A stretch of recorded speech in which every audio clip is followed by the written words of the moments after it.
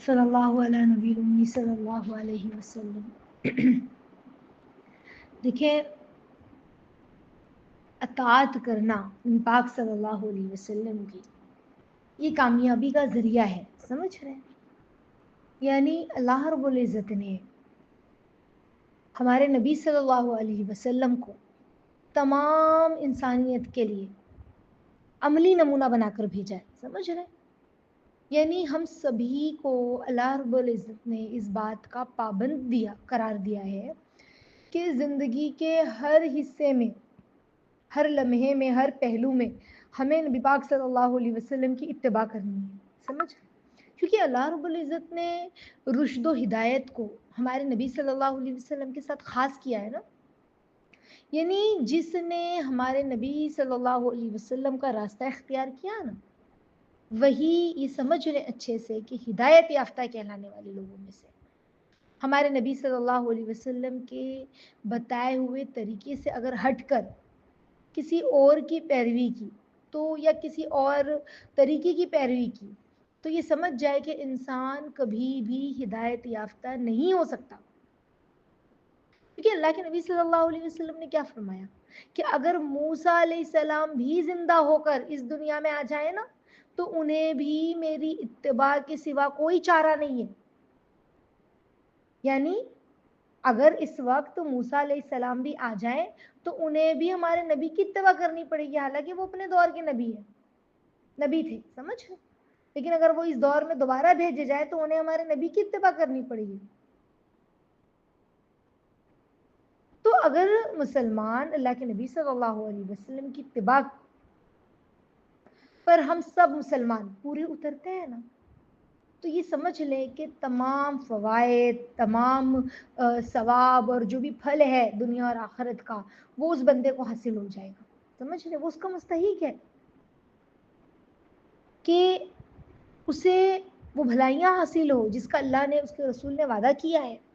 ہمارے نبی صلی اللہ علیہ وسلم کے بتائے ہوئے راستے پر جو چلے تو ہمارے نبی صلی اللہ علیہ وسلم کون ہیں؟ اللہ نے انہیں نبی بنا کر بھیجا، انہیں ہمارے لیے جو ہے رہنمائی کرتے ہیں وہ صراط مستقیم کی طرف ہمارے لیے، سمجھ رہے؟ تو ہمارے نبی کی جو شخص پیروی کرتا ہے صراط مستقیم پر وہی چلنے والا ہے، یہ اچھے سے سمجھ لیں۔ قرآن مجید میں اللہ رب العزت نے ہمارے نبی کو ایک جگہ مخاطب کر کے کیا فرمایا؟ بے شک آپ راہ راست کی طرف رہنمائی کر رہے ہیں۔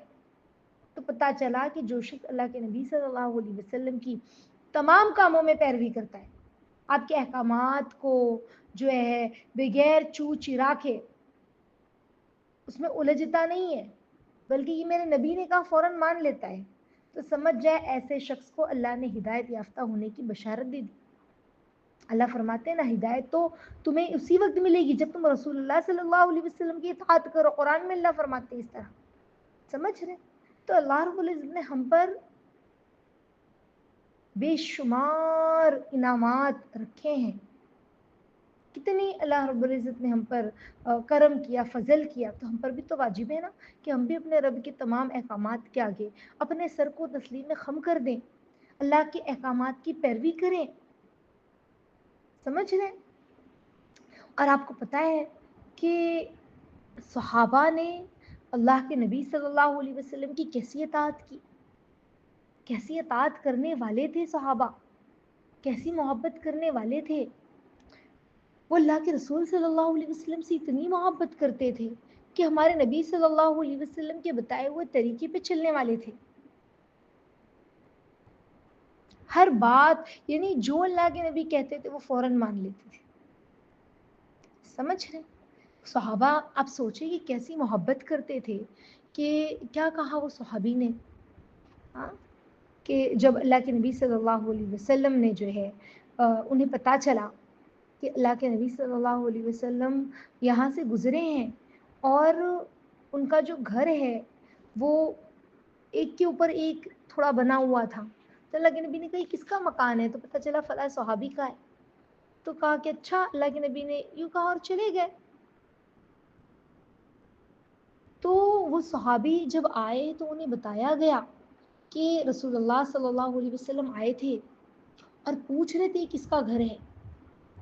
تو اللہ کے نبی کے چہرے پہ نا کچھ ناگواری سی ایسی محسوس ہوئی. تو صحابہ نے کہا اچھا اللہ کے نبی کے چہرے پہ ناگواری محسوس ہوئی. انہوں نے اپنا وہ گھر ہی گرا دیا, سرے سے منہدم کر دیا. سمجھ رہے؟ اب سوچیں, میں آپ کو ایک واقعہ سناتی ہوں غزوہ احزاب کا, غزوہ خندق جسے کہتے ہیں.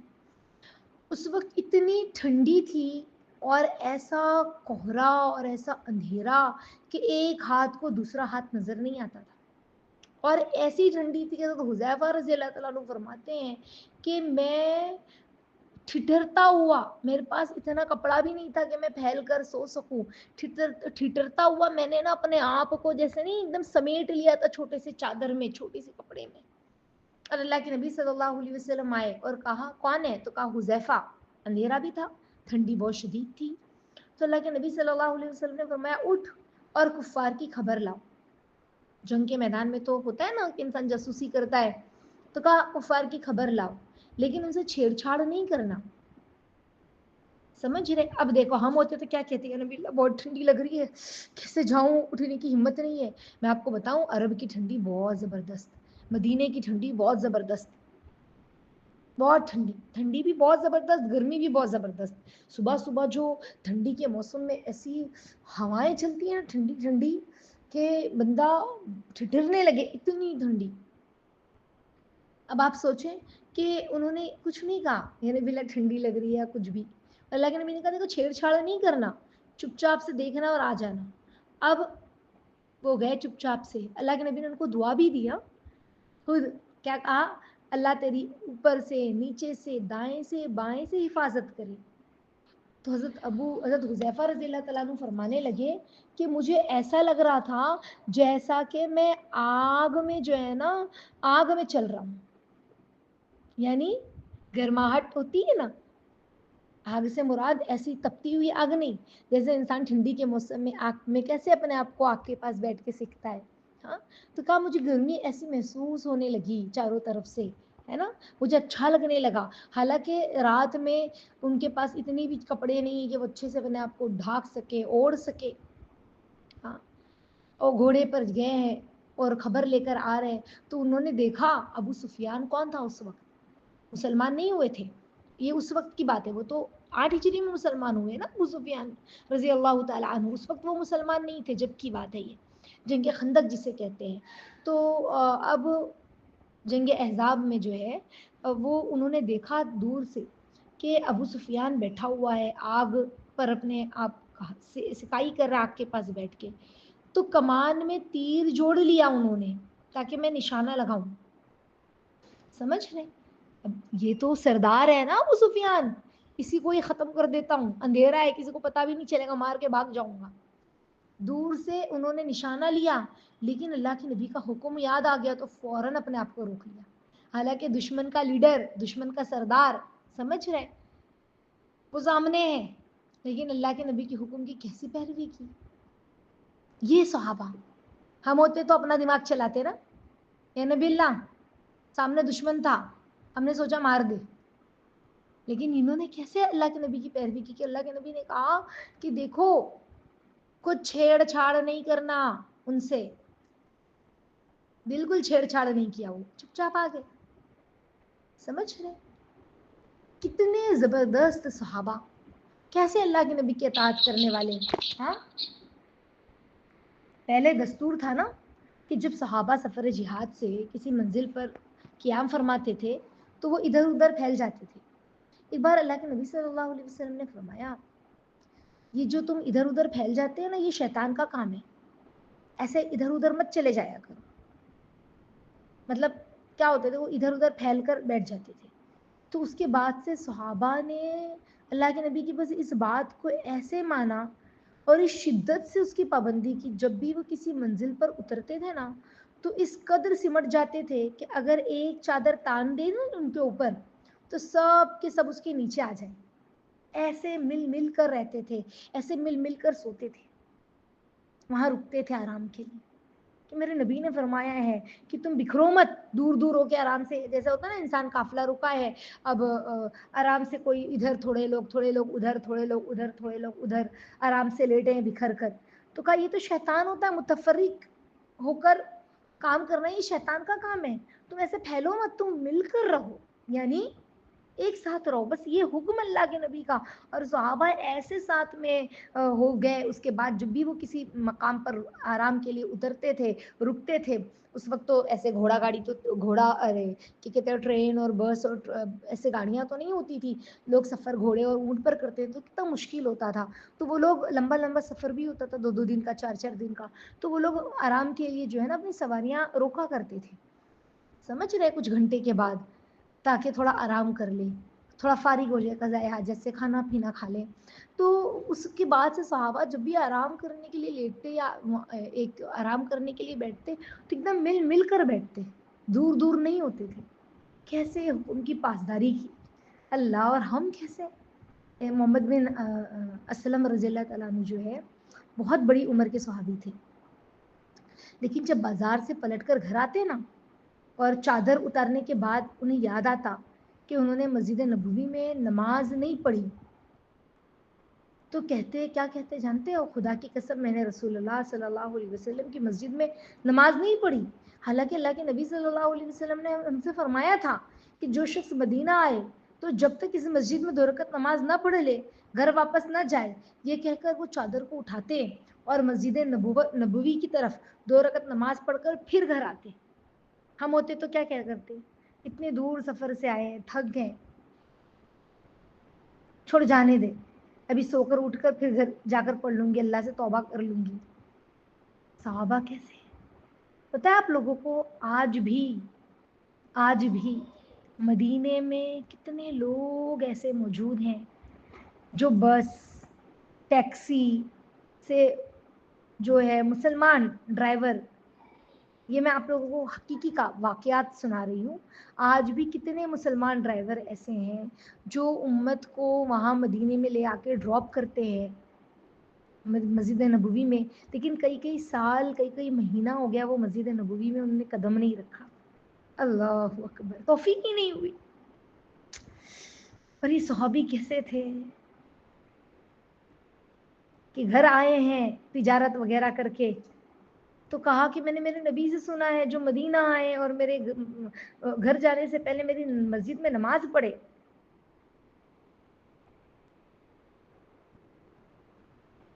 تو پھر وہ اپنی چادر دوبارہ اٹھا کر چلے گئے واپس نماز پڑھنے. کیسے اطاعت رسول ان کے اندر تھی, کیسی اطاعت تھی. ایک مرتبہ حمران بن ابہان رضی اللہ تعالیٰ عنہ کہتے ہیں کہ حضرت عثمان رضی اللہ تعالیٰ عنہ کے پاس ہم لوگ موجود تھے اور انہوں نے پانی منگوا کر وضو کیا, حضرت عثمان رضی اللہ تعالیٰ عنہ نے. اور جب وضو سے وہ فارغ ہوئے نا تو مسکرائے اور کیا کہا کہ کیا تم جانتے ہو میں کیوں مسکرایا. پھر حضرت عثمان رضی اللہ تعالیٰ عنہ نے خود ہی جواب دے کے کیا کہا جانتے ہیں, کہا کہ جس طرح میں نے وضو کیا نا اسی طرح اللہ کے نبی نے وضو کیا تھا اور اس کے بعد مسکرائے تھے, اسی لیے میں بھی وضو کرنے کے بعد مسکرایا. یعنی میں نے ایک مرتبہ اللہ کے نبی کو دیکھا تھا کہ انہوں نے وضو کیا اور وضو کرنے کے بعد وہ مسکرائے, تو میں بھی وضو کرنے کے بعد مسکرایا. یعنی کیسے پیروی کرنے والے, کتنے خوبصورت صحابہ, کتنے اچھے نفس والے, کیسی محبت کرنے والے, ان کے دل میں کتنی صداقت تھی اللہ کے رسول کے لیے. اور ہم کیسے ہیں, اللہ نے معاف فرمائے. ہمارے اندر تو امانت نہیں ہے, ہمارے اندر تو صداقت نہیں جو صداقت صحابہ میں تھی.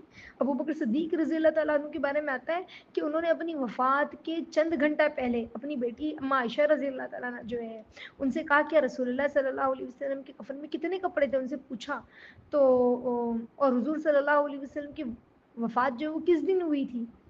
تو اس سوال کی وجہ کیا تھی جانتے ہیں, کہ حضرت اما عائشہ رضی اللہ تعالیٰ عنہ, حضرت ابو بکر صدیق رضی اللہ تعالیٰ عنہ کی یہ آرزو تھی, ان کی تمنا تھی کہ کفن اور وفات کا دن حضور صلی اللہ علیہ وسلم کی سنت کے موافق میں رہو.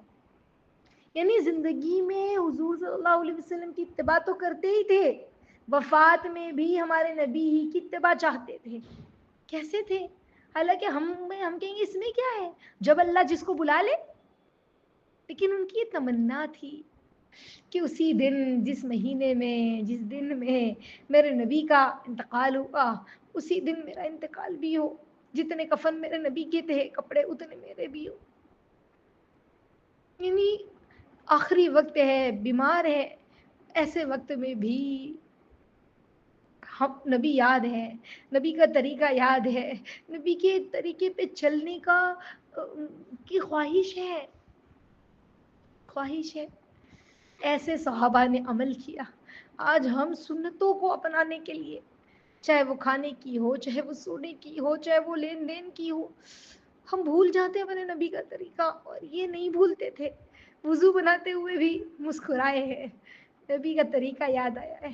کیا صحابہ تھے، کتنے خوبصورت صحابہ تھے، کیسے پیروی کرنے والے تھے.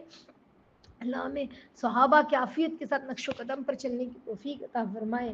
آمین یا رب العالمین. تو انشاءاللہ ہم خود بھی ایک سنت کو تلاش کریں اور اپنے بچوں کو بھی سکھلائیں اور خود بھی عمل کریں، بچوں کو بھی بتلائیں کہ دیکھو ہمارے نبی یوں کرتے تھے، ہمارے نبی یوں کرتے تھے. جب بچہ دیکھے گا میری اماں، میری پھوپھی، میری خالہ بچپن سے ہی ایک سنت پر عمل کرتی ہیں اور ہمیں بھی سکھلاتی ہیں، ہمیں بھی بتلاتی ہیں اور بڑے شوق سے عمل کرتی ہیں، تو وہ لوگوں کے اندر بھی وہ جذبہ پیدا ہوگا. سمجھ رہے ہیں آپ لوگ؟ وہ جذبہ ان کے اندر بھی پیدا ہوگا. تو اللہ رب العزت ہم سب کو کہنے سننے سے زیادہ عمل کی توفیق عطا فرمائے. سیدھا ہاتھ دل پر رکھ کے دعا پڑھ لیں. سنقرئک فلا تنسى الا ما شاء الله، سنقرئک فلا تنسى الا ما شاء الله، سنقرئک فلا تنسى الا ما شاء الله. سبحان اللہ وبحمدہ، سبحانک اللہم وبحمدک، نشہد ان لا الہ الا انت نستغفرک ونتوب الیک. سبحان ربک رب العزت عما یصفون وسلام علی المرسلین والحمد للہ رب العالمین. جزا اللہ عنا محمد وآلہ صلی اللہ علیہ وسلم. اللہم تقبل دعا وتقبل اعمالنا وتقبل قلوبنا وتقبل نیات. آمین یا رب العالمین. السلام علیکم ورحمۃ اللہ وبرکاتہ.